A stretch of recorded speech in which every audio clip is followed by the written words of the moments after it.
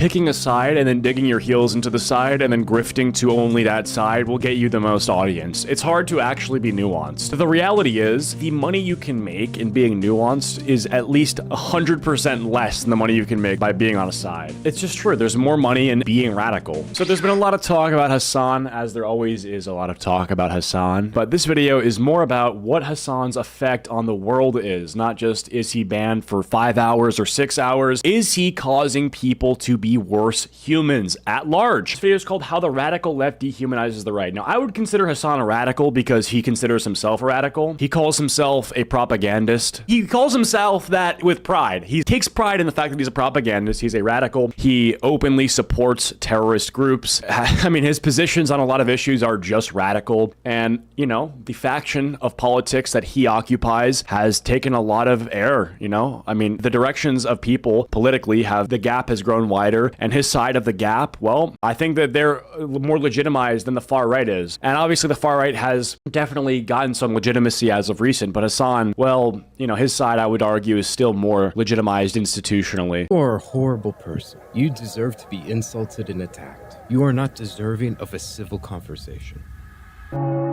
This always confused me because I love debates. I love listening to debates online, whether that be from left-wing people or right-wing people, or simply when I watch left-wing commentators. And when I hear somebody say this, it always puzzled me. Why would you say this? You're a horrible, evil person, you don't deserve common respect or courtesy, and I'm not going to entertain a conversation with you. You're not going to convince anybody when you're accusing them of something that they don't believe, and that is obvious. I mean, this is cancel culture. This is just cancel culture. And I think it's gone away. I think earlier when we saw that Charlie Kirk interviewed Gavin Newsom, that's kind of proof of it, right? Gavin Newsom wouldn't have had the incentive to go on Charlie Kirk's platform a few years ago. Now he does. Cancel culture has largely been evaporated. True. And you're just calling them evil, and you're attacking them. You're just insulting them. What do you hope to gain from this? And I thought about this for weeks on end. It bugged me to no end. But I figured it out. And unfortunately, I came to a very grim conclusion. You see, those statements, you're not worthy of respect or courtesy, we cannot have a civil conversation, none of that is designed to persuade you. It's designed to radicalize the people who already agree with him.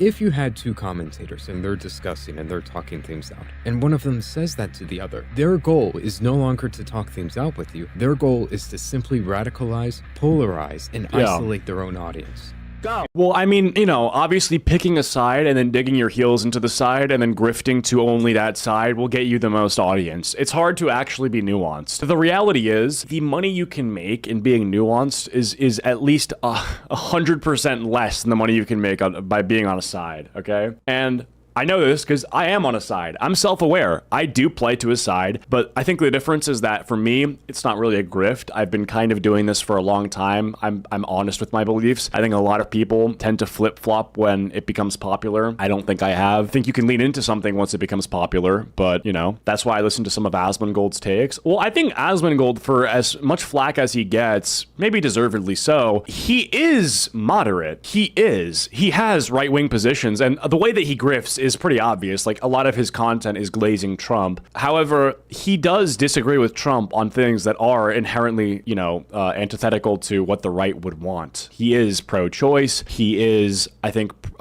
pro-Ukraine, and he did believe that J6 was heavily inappropriate and agrees with punishing some of those people. And so, yeah, anyway, not to get on a Asmongold side tangent, like, it's just true. There's more money in being radical. Like, yeah. Stop bulging. I'm just trying to argue in good faith with you. You're not arguing in good faith at all. You're over here insulting women, saying they're useless and weak, and then saying the difference of 5 pounds is gonna make it so a woman can't be in the fucking military. You're one of the most embarrassing, pathetic pieces of shit that I've ever encountered. Why are you so mad? Because you are pathetic. It's to paint the other person as an evil human being that cannot be talked to or reasoned to. This video is designed for people who are right-wing. Title obviously says how the radical left dehumanizes people on the right. But for people who are left-wing who just so happen to click on this video, I'm going to try and give examples that you can also relate to and understand. If you had two people and one person said, I care about these kids who claim to be trans, but I don't think they're trans. I think that they're simply confused. I think that they need to get some help. And the other side simply says, because you want trans kids to die, you hate them because he said those things. He's not aiming to convince that person. That's not going to convince him. The right-wing person doesn't believe any of those claims that are being made against him. He's trying to misrepresent what he's saying to his audience. Yeah, this is true. The sole purpose of those statements are to make it so that people no longer interact with or communicate with people who make those blackballing. claims. It kills discourse because you can better isolate people and polarize people if they no longer communicate. And for my left-wing audience, let me give you a right-wing example so that you can relate to this. If you're talking... Yeah, radicalization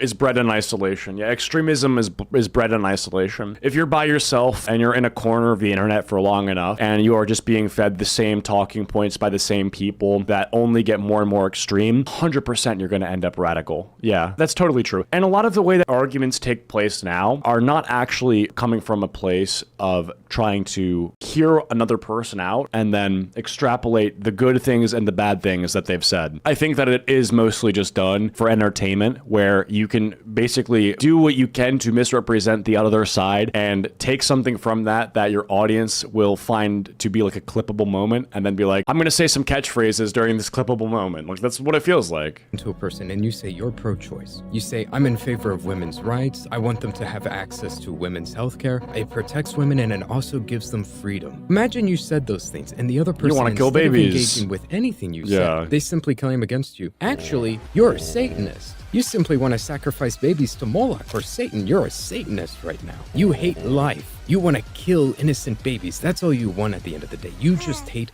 babies. People do this on the right as well, yeah. I mean, like, Charlie Kirk, I've seen clips where he says almost this exact stuff. Like, how can you to people that are just pro-choice, yeah. You talk to or communicate with a person like that?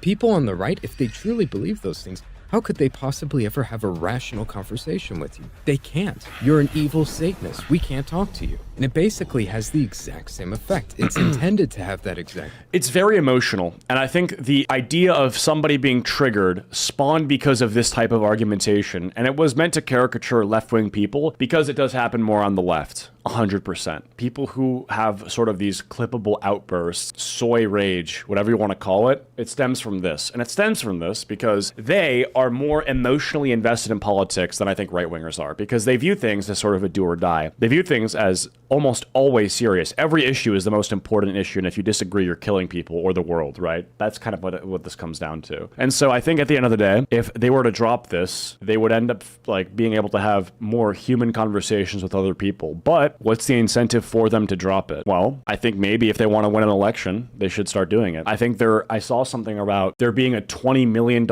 incentive to get the left in touch with young men. Yeah, good luck. Same effect, but for the other side, especially considering you don't believe any of those things. I guarantee 99% of my audience who's pro-choice, they're probably not Satanists who want to sacrifice babies to Moloch. Okay? Can we agree on that? I Moloch. think so. Yet I'm sure this is not the first time you've heard that talking point, right? That's what's happening in American politics today. And the exact purpose behind this is so that they can radicalize their own audience, because that pushes them away from honest, open communication with the other side and pushes them towards taking action. We need... One thing that exists very strongly in radical circles is confirmation bias, more than any other circle. When your brain is an algorithm that is basically designed to detect things to reaffirm its own existence, all you'll be able to do is reaffirm its own existence. If you just look all day for reasons to dislike a certain group of people, and your worldview is that these people are bad, you will find it. I mean, confirmation bias is very real, and it very much exists to people that have extreme tendencies. Yeah, you know, cult. Revolutionaries. We don't need people who can think. And I've broken it down to what literally every radical leftist does. In our train of thought, we start off with Nazi. Nazis are bad because they killed innocent people. They killed quite a few, if you know anything about history. And we don't talk to Nazis. Instead, we should make them feel uncomfortable. In fact, good people will do bad things to Nazis. I feel like I've seen this graphic on Twitter for years, and I've never seen people who post it actually have a clip where they punch a Nazi. I feel like, I don't know. I mean, Well, I could like you talking a little bit. Supposed to punch Nazis. But you know what Nazis are also? They're fascists. Nazis are fascists, but what is fascism, you may ask? Well, we're not really going to specify that. We're going to leave it nice and vague because we're simply going to talk about what fascism means to me. And what fascism means to me is simply whatever I disagree with that infringes on my freedoms and rights. If you disagree with women's rights to abort children, you're a fascist. If you disagree with trans rights to mutilate themselves, you're a fascist. That's how their train of thought goes. And who exactly is fascist again? Literally everybody who voted for Trump. Half of the American population. That is fascist. But wait, if you're fascist, that means you're a Nazi. And if you're a Nazi, it's good if bad things happen to you. You see what I'm getting at? These are the mental gymnastics they go through in order. And I hear a lot about the radical left-wing pipeline, or I'm sorry, the alt-right pipeline, right? This has been a talking point for the longest time, how being on the YouTube homepage on a fresh account, within a few clicks, you could be consuming Nazi propaganda. Now, this has been debunked. This has been just... I mean, I hate saying that. It's the most, like, soy thing. That's been debunked, sir. No, but it has been proven to not be unilaterally right-wing. There is a funnel, a content funnel, in any direction you want. You know, if you go out looking for a right-wing pipeline, you'll find it. If you go out looking for a left-wing pipeline, you'll find it. Either way, the point is that it's funny to talk about the right-wing pipeline when, if you want to talk about a pipeline at all, going from something small to something significant, well, you have it right here. A radicalization funnel exists right here. You believing this is radical. Happen to you. You see what I'm getting at? These are the mental gymnastics they go through. Or mental in order gymnastics, to justify sure. violence against you. These people literally have more sympathy for child murderers, abusers, and than people who vote right-wing. And again, I want to make it clear, I literally have nothing against people who are left-wing. I enjoy talking to them. I think they're fun people. That's just Asmongold. Like, that's literally just Asmongold. We disagree on practically everything, but I still like them. I still can be friends with them. I don't have a problem with people who are left-wing. I want to clarify that. We are simply exploring the radical left, which is becoming much more prominent these days. I mean, and these people are, I'm not going to lie. Some of them are just not intimidating. Yet take note of this. They don't overtly condone violence. They don't. That would get them banned off of YouTube, or worse, they could possibly be imprisoned because that's illegal. And the left is not known for being brave, mind you. Instead, they like to play it safe. If somebody they disagree with dies, they don't condemn it, they don't care. In fact, they're gonna laugh at it. That's all they can do. That's as close to the edge they're willing to go. Corey Comparator was a horrible person. Dying for your child does not mean that you love them or take good care of them. What?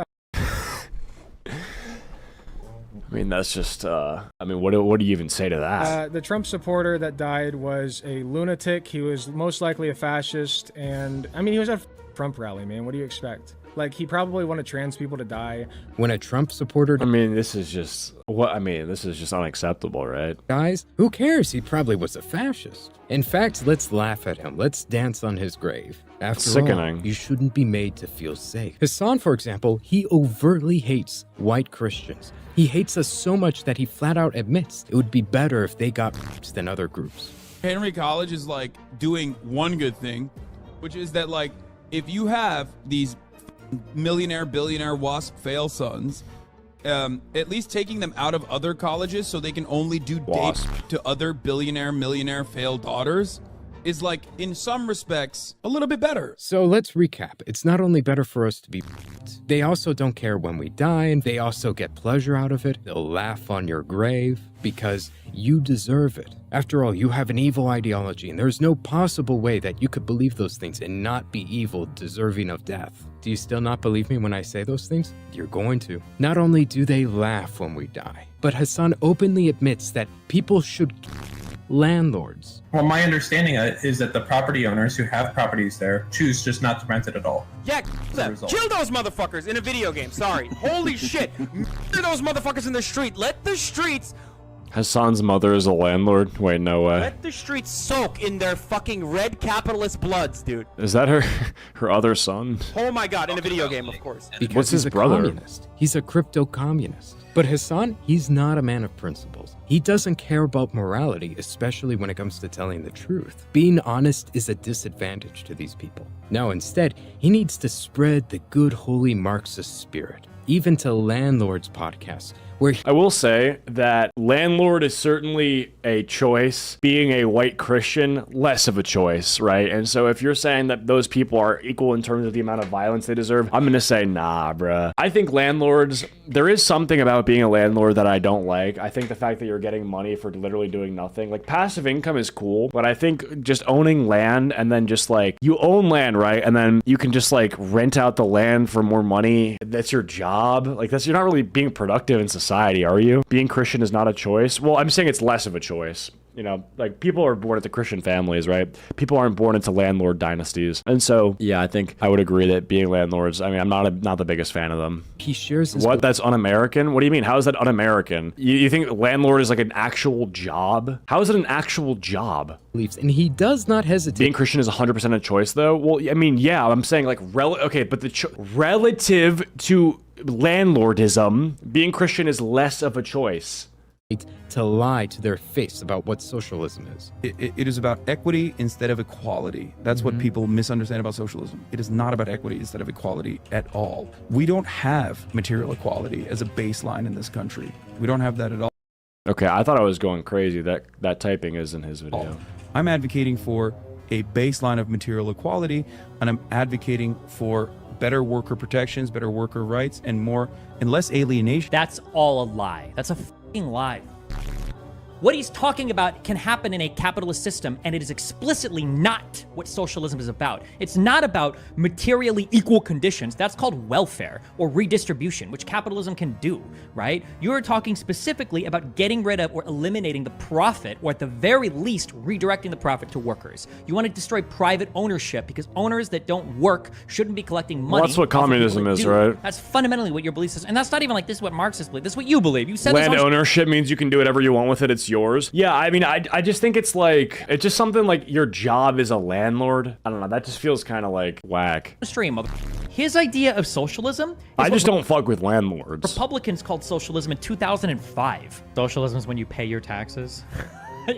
Socialism is just when government does more stuff. Not at all when we execute you. Keep in mind, this guy's channel is literally dedicated to teaching people how to become landlords and to become millionaires. Is that true? He actively teaches people Oh my god, that's true. That's so funny. Wait, what? become the things Hasan hates and advocates for the death of those people. Yet he's perfectly fine. I mean, I get like flipping houses and stuff and doing real estate, but landlord is just like, bruh. And sitting down, having I mean, I guess get your money up. Fuck it, but like, bruh, I mean... a cup of coffee with these people. As long as it means getting the good message out there. Because again, these aren't men of principles. You call it selling out your principles, I call it fucking winning. And that's my principle. To win as a socialist, not to lose as a socialist. That's not my principle. I don't give a about principled failure. Principled failure is worth dog shit. These people don't care about truth. They want power. They only care about winning in their own words. And being a man of principles means you gotta tell the truth at least, right? But that only holds you back because these people, they're not honest with you about what they believe. You have to advocate for a much lighter... I've seen this clip a billion times, yeah. He basically admits that his content is a funnel to radicalization, which is ironically enough, like the thing that he says is a problem on the right. I guess that could both be problems, but brother, at least, I mean, they don't admit it. They don't really admit that it's a problem. And so when you go out and admit it, it makes you look worse, a lot worse. This album rocks though. This is Molchat Doma, correct? Good album. Anyway, it is embarrassing to do this. And I also think this podcast is crazy. I mean, like, okay, I don't want to be like, listen, am I a bootlicker? Am I a capitalist bootlicker? Depends on the boot. I look at this and I see a lot of things that I feel like without capitalism we wouldn't have, right? Like this Donkey Kong NFT. Like, I feel like the creativity that was spawned and you know, made Donkey Kong would have just stopped at like a cool thing that you show your friends if it wasn't for capitalism and the incentive to monetize. Because then you monetize and you make an arcade game and then it's like, okay, now you have an arcade game and now you're selling product. You feel me on that? And like, I don't know. I feel like most things that we have are because of innovation. And that like maybe I'm a sucker, maybe this is a lie, but I believe the lie, and maybe that's my fault, but I do truly believe that capitalism breeds innovation. And I've seen plenty of memes that clown on it, like capitalism breeds innovation, and it's like some dog shit, right? Like it's some dog shit that's being monetized. I agree. There is a lot of complete dog shit, but I don't know. I do think that it creates drive, yeah. Form of propaganda. You want it does create a lot of bullshit, though. America, in the way that I feel about it, and if you want America to get out of the way, or places with more like, I hate that everything is a subscription model now. You know, I hate that iPhones, the charger doesn't work every few years. There's a lot of things that I hate, don't get me wrong. Revolutionary potential to do what they would normally do. I think that one thing you have to do is advocate for a lighter form, while simultaneously still doing agitated propaganda that goes beyond you know, social democratic idea. That's what these leftists are taught to do. That's what they actively do. They don't reveal fully what they believe. No, we gotta water it down first. Make it easier for people to digest. We water down the information so that they can be set on the right path of radicalization, which should be really concerning for you, even if you're a centrist. Because if this is the watered down message where they think it's better for you to be and they don't care when you die, what do they really believe? I mean, this is what they're totally fine openly admitting and showing to people. They have no problem with this. This is not the most radical part of their message. It's not just, haha, it'd be funny if you die. It's they want you dead. They're actively working towards that goal. Look at what they're doing. They're proactively taking steps to make their own audiences not communicate with people who disagree with them. They're supposed to be rude, disrespectful, simply call you a Nazi and an evil person and call it a day. We can't talk to these evil subhumans, because at the end of the day, this is language designed to dehumanize you. You're no longer a person who simply has different views or opinions on what's best for the world. No, you just are evil and you hate people. That's no longer do you simply believe that, hey, I think abortion is murder. I value the life of a child. No, it's you hate women. That's what these people unironically believe. If you think that transitioning children is wrong, you want trans kids to die. If you're against welfare and you think that's wasteful spending, and there are better ways to help the homeless, no, you just hate the homeless and you want them to suffer. That is what these radical leftists unironically believe about the right. Verbatim. It's because they're not even just left-wing, because a left... I think, interestingly enough, the people who... I mean, and they've done studies on this, right? They've shown that left-wingers have, like, more empathy in their brain. Like, they do brain scans. I think, ironically enough, the empathy that they say that they have, they only have up until right-wingers. They have no empathy for right-wingers, because they think right-wingers lack empathy. And so their empathy... It's like, you can hate people who hate, or some shit like that. That's how they justify it. Between person, maybe they have the ability to interact and talk to people. It's like no tolerance for the intolerant. That's what the fucking quote is. It's so stupid. On the right. Hey, they understand that we don't agree, but we both want what's best for the world. Not a radical leftist, though. No, they don't talk to you because their own audience decided to isolate you from them. They want them to hate you, because if they hate you, it's going to be a lot easier to lead a revolution where they execute you. They make it a point to sympathize and empathize with criminals, rapists, murderers more than you. Which side is in favor of the death penalty? Not the left. They think that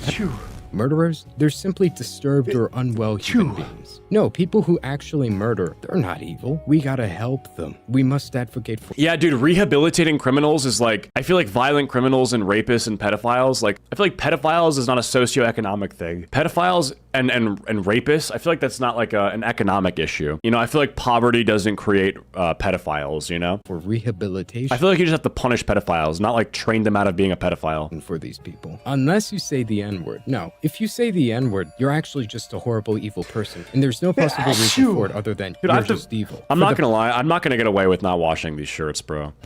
We gotta extend sympathy and empathy. For the racist, none is given. No, when it comes to Shiloh, because she said the N-word, they justify doing horrible, evil things to her. If you say the N-word, it is good to dox you, to steal your social security number. I mean, to be fair though, she did raise a shit ton of money, so it's not working that much. To swat you, to harass you, to try and ruin... What game is this? ...your life, to try and get you fired from your job so that you can't feed your children, because she's racist. Just like all white people are racist, according to them. Because remember, being killed is a good thing in these people's eyes. Are you really capable of living alone? No, I don't wash my clothes. My lunch was pizza from last night. No, I mean, I'm kind of a pig. It's what they believe. If there was a situation where a woman, she was being murdered by a man, and that woman just so happened to call him the N-word right before she died, people would say she deserved it. In fact, people would be happy it happened to her. That's how these people's moral compasses operate. Look at these videos. Keep Keep in mind, she literally just said the N-word, and this is what they have to say for her. My mama would have went to that house. Okay. Yeah, just more dehumanizing stuff. It's just so sad. Well, I'm gonna go link this video to you guys. Check it out, check it out. Tell my Acheeto sent you.